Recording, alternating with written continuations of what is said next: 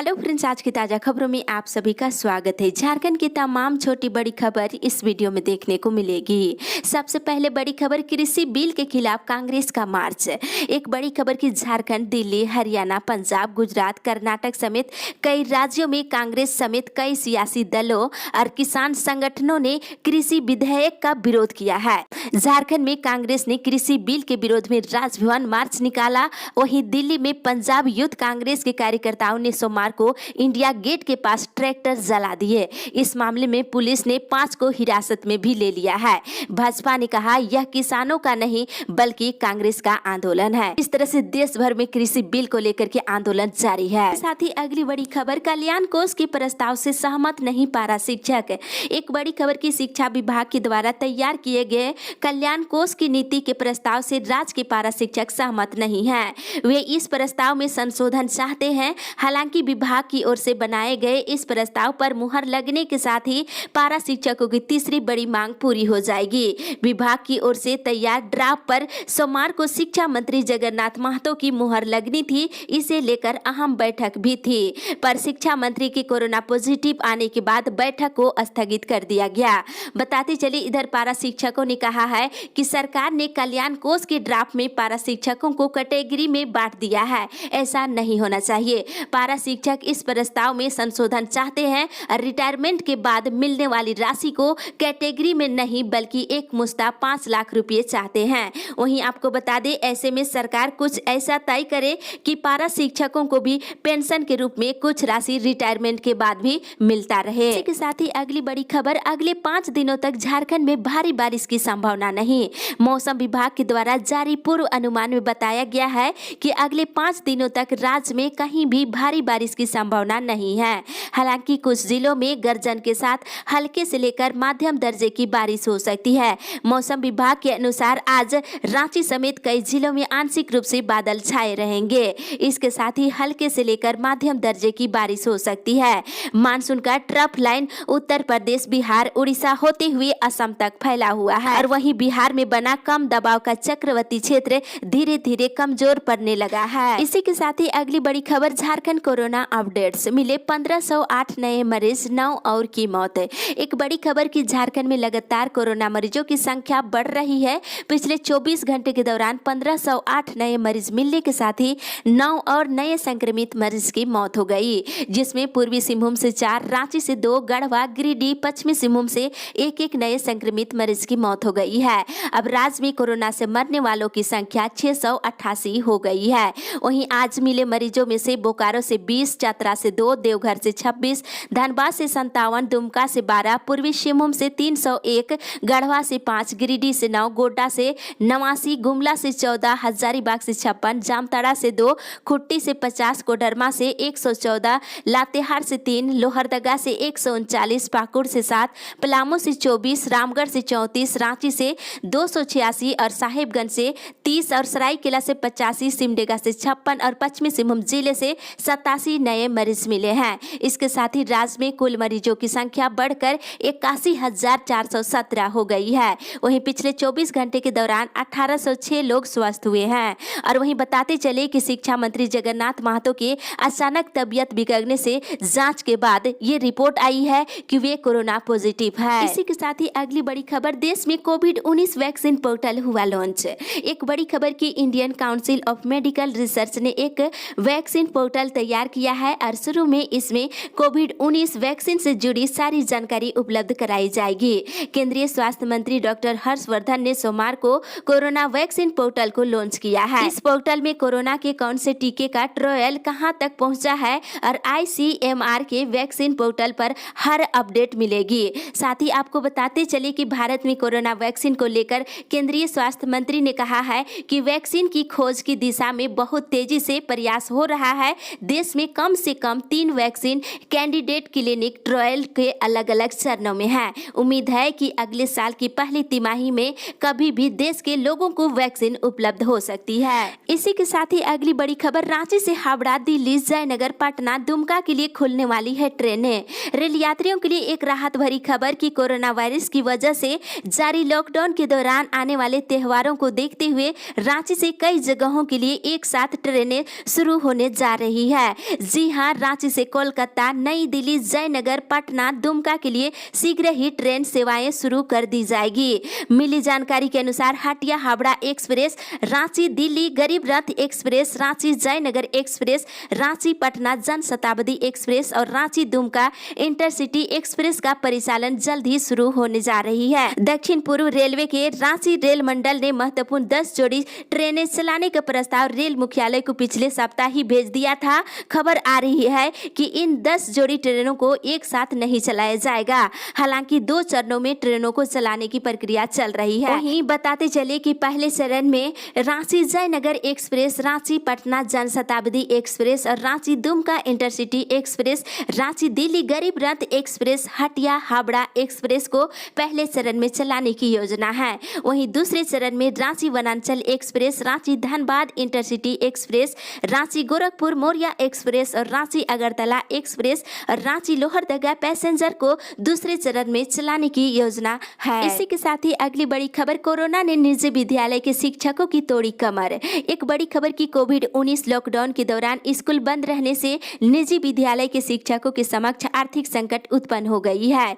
स्कूलों का संचालन प्रत्येक बच्चों से ली जाने वाली मासिक फीस से होती है, लेकिन फी का कलेक्शन नहीं होने से विद्यालयों की स्थिति चरमरा गई है और स्कूल बंद रहने और फी नहीं मिलने से स्कूल के प्रबंधकों की ओर से शिक्षकों को वेतन नहीं दिया जा रहा है। इस वजह से शिक्षकों के सामने भूखमरी की नौबत आ गई है। सरकार से मांग की गई है कि जब तक कोरोना काल समाप्त नहीं हो जाता है तब तक उन लोगों को राहत पैकेज उपलब्ध कराया जाए ताकि वे आर्थिक संकट से बच सके। इसी के साथ ही अगली बड़ी खबर, परीक्षार्थियों को एडमिट कार्ड से मिलेगी एंट्री। यूपीएससी की पीटी परीक्षा के लिए रांची में सेंटर बनाया गया है और परीक्षा 4 अक्टूबर को होनी है। झारखंड के अलावा बिहार, पश्चिम बंगाल के अभ्यर्थियों का सेंटर भी रांची में बनाया गया है। कोरोना को देखते हुए दूसरे प्रदेशों से लोगों की झारखंड पर आने के लिए एंट्री पास और 14 दिनों के होम क्वारंटीन का नियम है, लेकिन परीक्षार्थियों और उनके एक अभिभावक के लिए इस नियम से छूट दी गई है। परीक्षार्थियों को एडमिट कार्ड के जरिए झारखंड में एंट्री मिलेगी। इसी के साथ ही अगली बड़ी खबर, नियमितीकरण को लेकर 6 अक्टूबर को होगी बैठक। राज्य के शहरी निकायों में दैनिक वेतनभोगी के रूप में लंबे समय से कार्यरत कर्मचारियों के नियमितीकरण को लेकर राज्य शहरी विकास अभिकरण 6 अक्टूबर को विभिन्न नगर निकायों के पदाधिकारियों के साथ बैठक करेगा और 15 अक्टूबर को राज्यव्यापी चक्का जाम रहेगा। केंद्रीय सरना समिति और अखिल भारतीय आदिवासी विकास परिषद के प्रतिनिधि मंडल ने सोमवार को कई जगहों का दौरा किया और जानकारी दी गई है कि सरना कोड की मांग को लेकर 15 अक्टूबर को राज्यव्यापी चक्का जाम आंदोलन करने का ऐलान किया गया है। इसी के साथ ही अगली बड़ी खबर, कॉलेजों के शिक्षकों और कर्मियों को मिलेगी पेंशन। अल्पसंख्यक कॉलेज के पेंशन परिनियम में बदलाव होगा। अब राज्य के सभी 8 डिग्री अल्पसंख्यक कॉलेजों के सभी सेवानिवृत्त शिक्षकों और कर्मियों को नई पेंशन स्कीम का लाभ मिलने जा रहा है। रांची विश्वविद्यालय के अंतर्गत 6 अल्पसंख्यक कॉलेज है। इसके अलावा कोल्हान विश्वविद्यालय के अंतर्गत अल्पसंख्यक कॉलेजों को भी पेंशन का लाभ मिलेगा। इसी के साथ ही अगली बड़ी खबर, बिचौलियों का साथ दे रही कांग्रेस झामुमो। एक बड़ी खबर की राज्य के भाजपा अध्यक्ष दीपक प्रकाश ने आरोप लगाते हुए कहा है कि कांग्रेस और झामुमो बिचौलियों का साथ दे रही है। गुमराह करना कांग्रेस के डीएनए में है। उन्होंने कहा कि दोनों दल कृषि विधेयक के विरोध का नाटक छोड़कर अपने घोषणा पत्र को राज्य में लागू करें। साथ ही दीपक प्रकाश ने कहा कि कांग्रेस झामुमो ने सरकार गठन के तुरंत बाद 2 लाख रुपए तक का कृषि ऋण माफ करने की घोषणा की थी, लेकिन अभी तक कोई कार्य नहीं दिख रही है। साथ ही उन्होंने कहा कि किसानों को स्वरोजगार के लिए 15,000 रुपए के अनुदान देने और किसान बैंक की स्थापना करने और प्रखंड मुख्यालयों में कोल्ड स्टोरेज खोलने और किसानों को बिजली कनेक्शन मुफ्त में देने और प्रत्येक प्रखंड में किसान स्कूल शुरू करने का आश्वासन दिया था, किंतु सरकार गठन के 1 साल होने के बावजूद इस ओर कोई पहल नहीं की गई है। इसी के साथ ही अगली बड़ी खबर, पानी बिजली सड़क की समस्या जल्द होगी दूर। चाईबासा जिले से एक बड़ी खबर की बंदगांवा प्रखंड की नक्सल प्रभावित मेरमगुटू पंचायत के लड़ाउली गांव में सोमवार को अनुमंडल पदाधिकारी अभिजीत सिन्हा और डीएसपी नाथू सिंह मीना ने ग्रामीणों के साथ बैठक की है। ग्रामीणों ने बताया है कि पानी बिजली और सड़क की काफी समस्याएं हैं। इस पर एसडीओ ने ग्रामीणों को आश्वासन दिया है कि जल्द ही इन सभी समस्याओं का समाधान किया जाएगा। इसी के साथ ही अगली बड़ी खबर, बकाया वेतन मांगने पर आया छटनी का आदेश। एक चौंकाने वाली खबर है कि पश्चिमी सिंहभूम जिले के मोहनपुर सहित पूरे जिले के स्वास्थ्य केंद्रों में आउटसोर्सिंग पर काम करने वाले कर्मचारी पिछले दिनों बकाये 7 महीने के बकाये वेतन की मांग को लेकर आंदोलन किए थे और आंदोलन के बाद उन्हें वेतन तो नहीं मिला, लेकिन छटनी का आदेश आ गया है।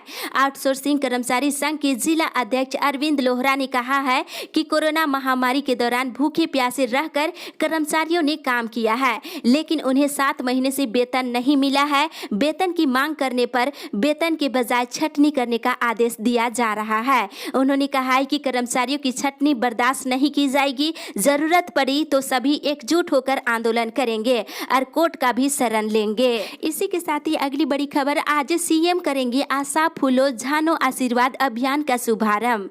एक बड़ी खबर की मुख्यमंत्री हेमंत सोरेन मंगलवार को दिन के 3:30 बजे प्रोजेक्ट भवन सभागार में आजीविका संवर्धन हुनर अभियान आशा और फूलो झानो आशीर्वाद अभियान का शुभारंभ करेंगे। इसके साथ ही पालस ब्रांड का अनावरण भी होगा। ग्रामीण विकास विभाग के झारखंड स्टेट लाइवहुडली प्रमोशन सोसाइटी के माध्यम से यह अभियान चलेगा। इसी के साथ ही अगली बड़ी खबर, पीएम आवास के लिए 1424 करोड़ रुपए उपलब्ध। प्रधानमंत्री आवास योजना ग्रामीण में अब पैसे की कमी नहीं होगी। इस योजना के लिए भारत सरकार ने 874 करोड़ रुपए दिए हैं। वहीं राज्य ने भी अपने हिस्से का 550 करोड़ रुपए जमा कर दिया है। इस तरह अब प्रधानमंत्री आवास योजना के खाते में 1424 करोड़ रुपए हो गए हैं। इस राशि में से हर दिन 25 से 30 करोड़ रुपए आवास बनाने के लिए खर्च किए जा रहे हैं। भारत सरकार ने अभी पहली किस्त का 50% राशि रिलीज की है और शेष बचे 874 करोड़ रुपए जल्द ही जारी किए जाएंगे। इसके लिए ग्रामीण विकास विभाग ने केंद्र सरकार को पत्र लिखा है। इसी के साथ ही अगली बड़ी खबर, हेमंत सोरेन से मिले आरपीएन और दुमका और बेरमो उपचुनाव की बनी रणनीति। प्रदेश कांग्रेस के प्रभारी आरपीएन सिंह ने सोमवार को मुख्यमंत्री हेमंत सोरेन से उनके आवास पर मुलाकात किए हैं और बताया गया है कि दुमका और बेरमो उपचुनाव को लेकर चर्चा हुई है। बेरमो से कांग्रेस और दुमका से झामू का उम्मीदवार होगा और बातचीत में दोनों सीटों को जीतने के लिए रणनीति पर चर्चा हुई और दोनों सीटों पर गठबंधन के सभी दल मिलकर चुनाव लड़ेंगे और राज्य में विधानसभा की 2 रिक्त सीटों दुमका और बेरमो के लिए आज उपचुनाव की घोषणा हो सकती है। इसी के साथ ही अगली बड़ी खबर, जैक ने कोर्स में कटौती पर दी सहमति। एक बड़ी खबर की, जैक ने कोर्स में कटौती से संबंधित अपना मतव्यय जेसीईआरटी को भेज दिया है। कोरोना के बढ़ते संक्रमण की वजह से पठन पाठन पर असर पड़ रहा है। इसे देखते हुए काउंसिल ने सिलेबस में कटौती करने पर सहमति दी है। जानकारी के अनुसार मैट्रिक इंटर के सिलेबस में 40% कटौती करने पर सहमति बनी है। साथ ही इधर सीबीएसई 10वीं 12वीं के परीक्षा फॉर्म 15 अक्टूबर से भरे जाएंगे।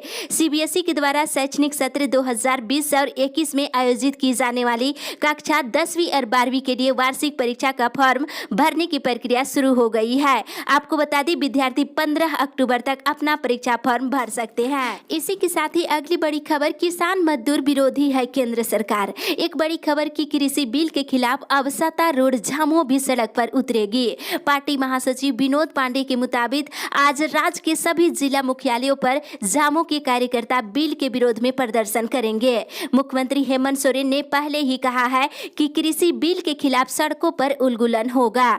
महासचिव का कहना है कि कृषि से जुड़े सारे बिल संसद से बिना बहस किए हुए जबरदस्ती पारित किया गया है। उन्होंने आरोप लगाया है कि कृषि बिल का सीधा लाभ पूंजीपतियों और बड़े बड़े औद्योगिक घरानों को मिलना तय है।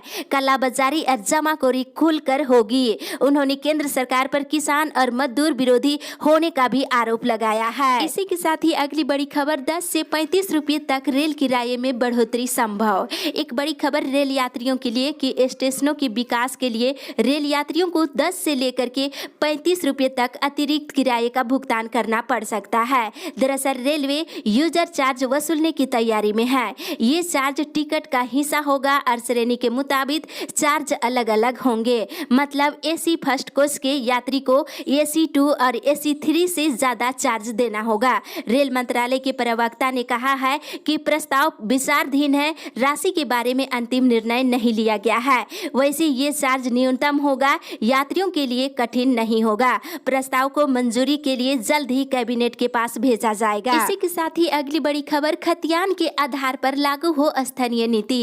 एक बड़ी खबर की राज्य सरकार खतियान के आधार पर स्थानीय नीति लागू करे।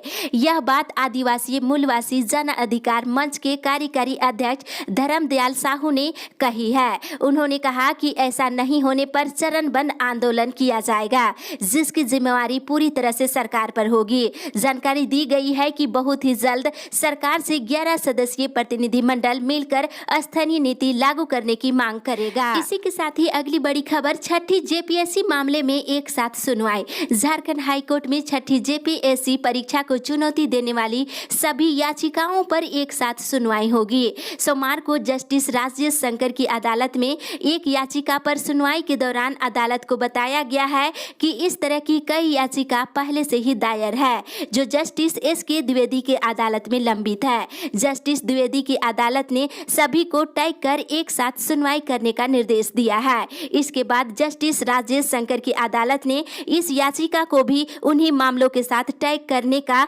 निर्देश देते हुए याचिका स्थानांतरित कर दी है। इसी के साथ ही अगली बड़ी खबर, फर्जी किसानों ने पीएम किसान सम्मान निधि ली, अब होगी वसूली। धनबाद जिले से एक बड़ी खबर की प्रधानमंत्री किसान सम्मान निधि योजना में फर्जी तरीके से किसान बनकर पेंशन लेने वाले लगभग 10,000 से अधिक किसानों से राशि की वसूली होगी। साथ ही अब इस योजना के तहत किसानों की चयन के लिए जिला कृषि पदाधिकारी और संबंधित अंचलों के सीईओ जिम्मेदार होंगे। बताते चलिए कि अब कृषि विभाग जांच करेगा कि किसान खेती कर रहे हैं या नहीं। साथ ही इधर अंचल अधिकारियों के सत्यापन के बाद ही पेंशन स्वीकृत होंगे।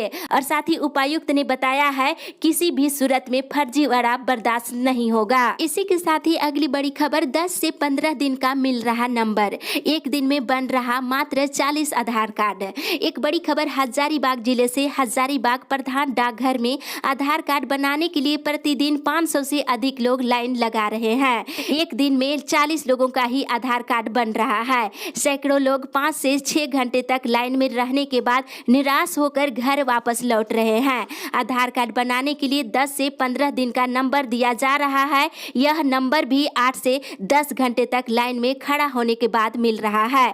कोरोना काल में लोग एक दूसरे से सटकर आधार कार्ड बनाने के लिए मजबूर है। इस अपडेट में बस इतना ही। आगे की खबर के लिए आप हमारे साथ बने रहे।